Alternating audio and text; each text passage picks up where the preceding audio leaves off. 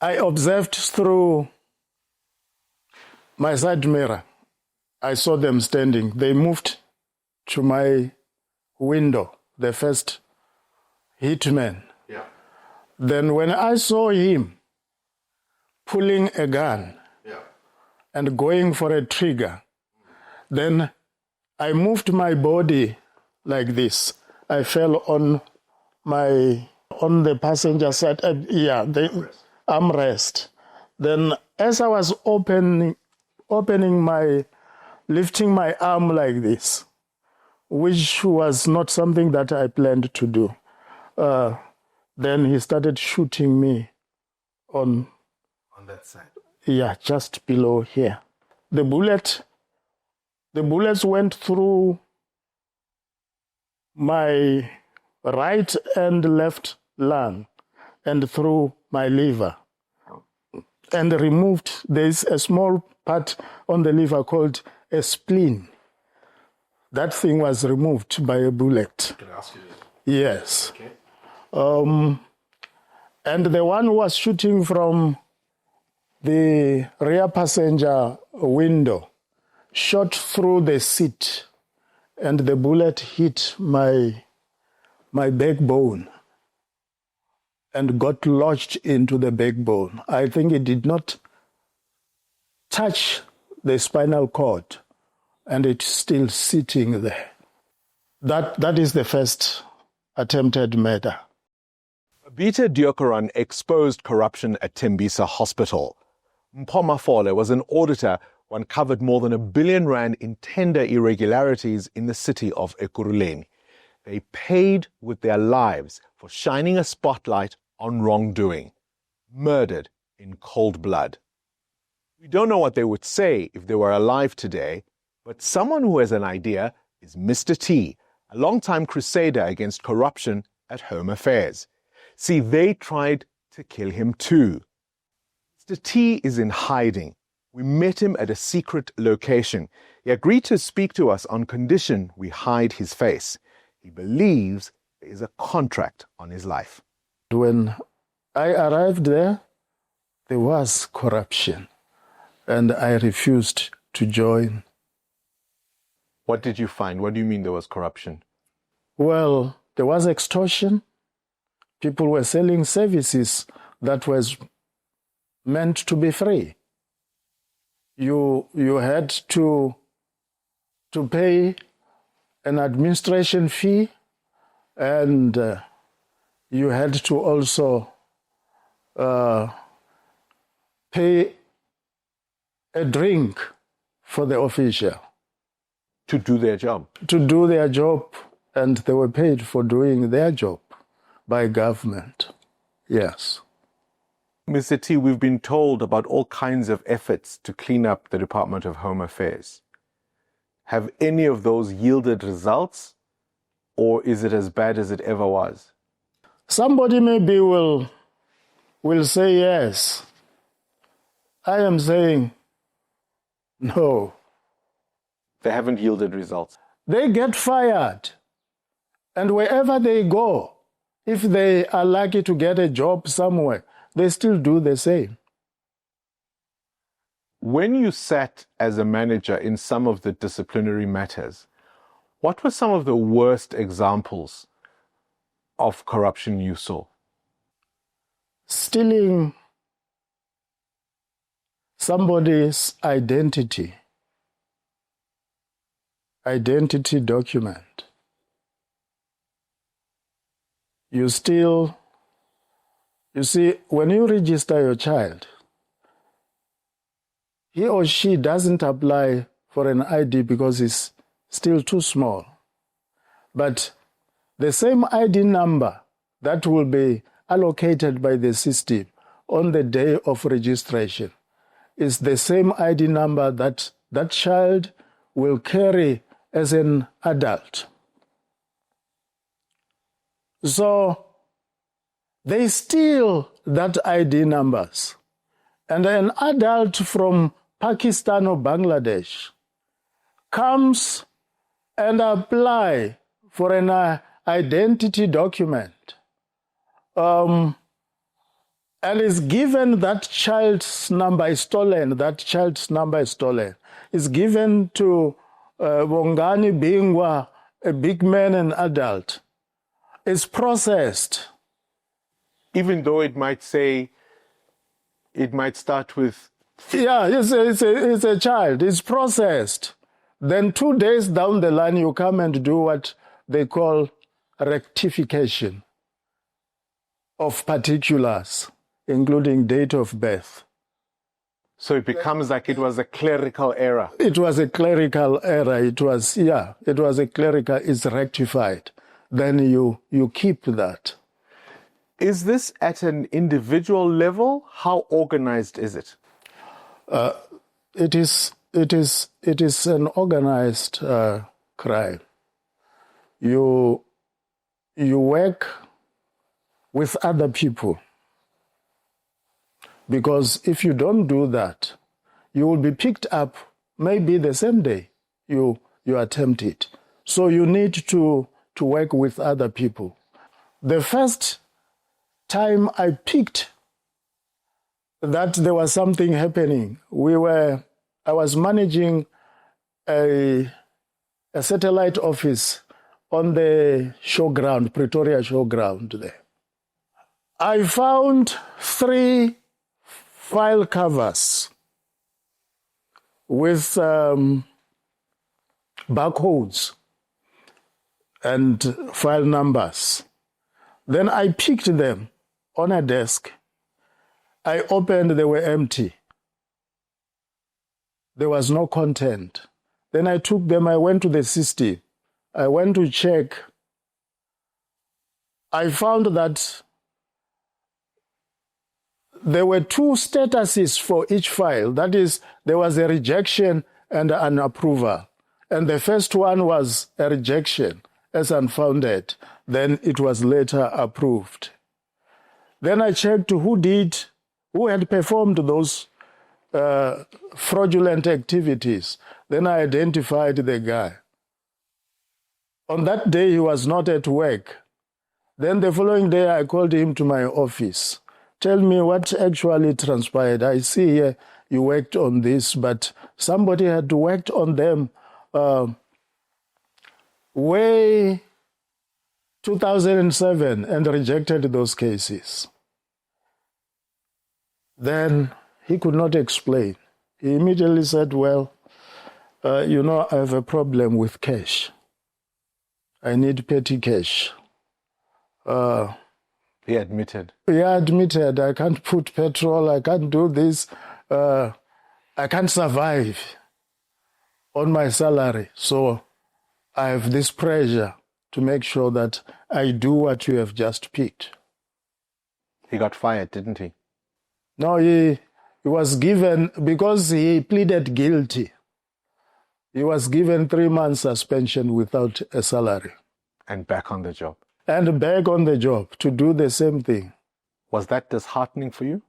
It was quite disheartening. I discovered it was a mess.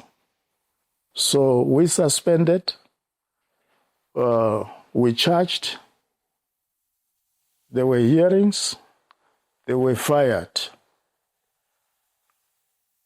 During that process, we had already fired about 11.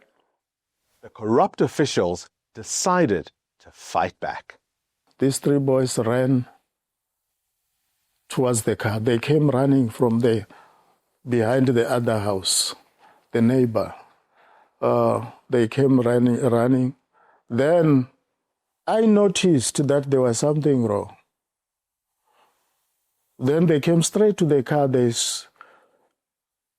stood there, stopped there, and they just stood there on the rear passenger's door.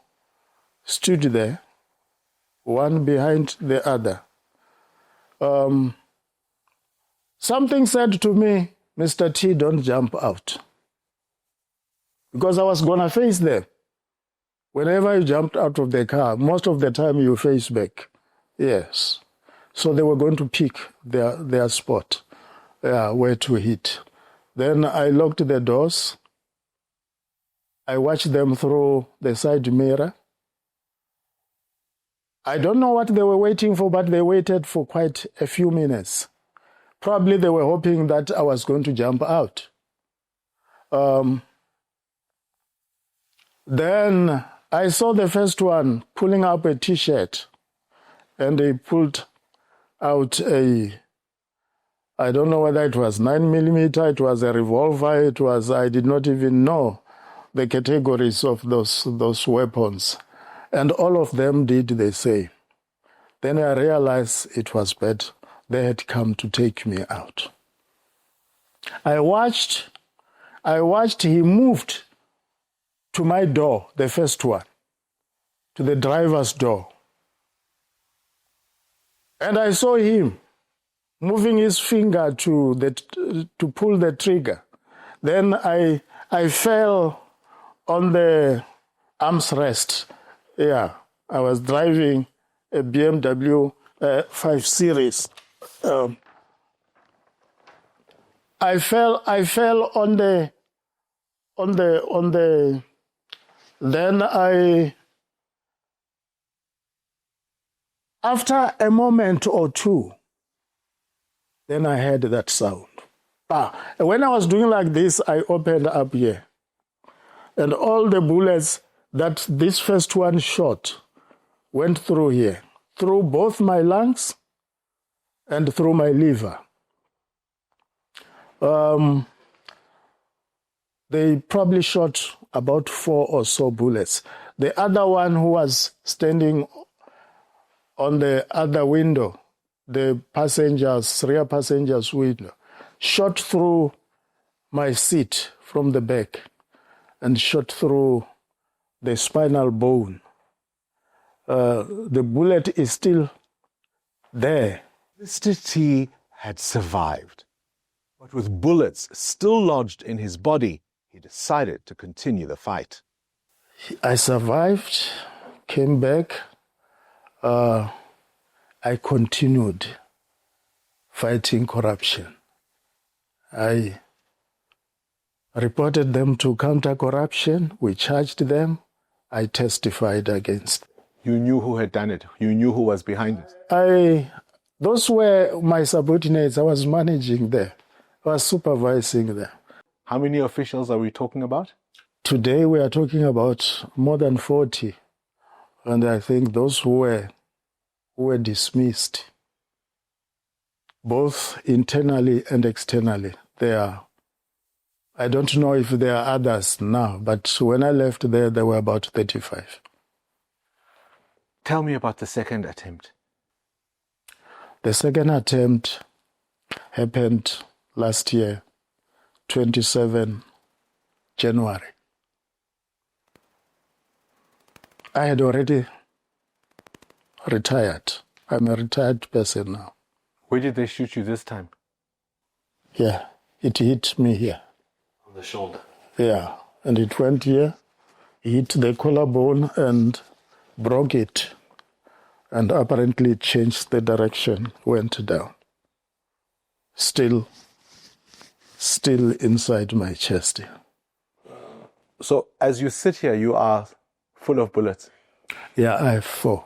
You had already retired. Why were they coming after you now? Apparently, I got to know that during that period, after the shooting, because I went to the hospital immediately, there were people who were looking for me. My children told me from Home Affairs, I had to finish those cases. And there was going to be a hearing. That was on Saturday. On Monday, there was going to be a hearing for somebody. In that hearing, I was going to be a witness. What's happened to that case now? Oh, it proceeded. It proceeded. I don't know the outcome yet. Nobody has told me what happened. Were you ever eventually called to be a witness? Yeah, eventually I testified. You are in hiding still. Yeah. Are you still in fear for your life? I'm not afraid to die, but to be killed is not a nice thing, especially if you know that the there are people who want to kill you. You see, that is traumatic. And it also traumatizes my children. I'm the only remaining parent. So that's what is not nice about it. But I know, as you do, that you and me are going to die someday. But not like this. Not like this. No one wants to be killed. Mr. T, has all of this been worth it? I believe so. No one wants a corrupt South Africa, except corrupt people. Because a corrupt South Africa is a dysfunctional South Africa. It can't work. That is why today I can openly say that we are living in a dysfunctional country because of corruption. It doesn't matter how small it is. How do you think we can better protect people like you, whistleblowers, people who stand up against this corruption? I think, in my small mind, there should be a change in the legislative framework that deals with protection of whistleblowers.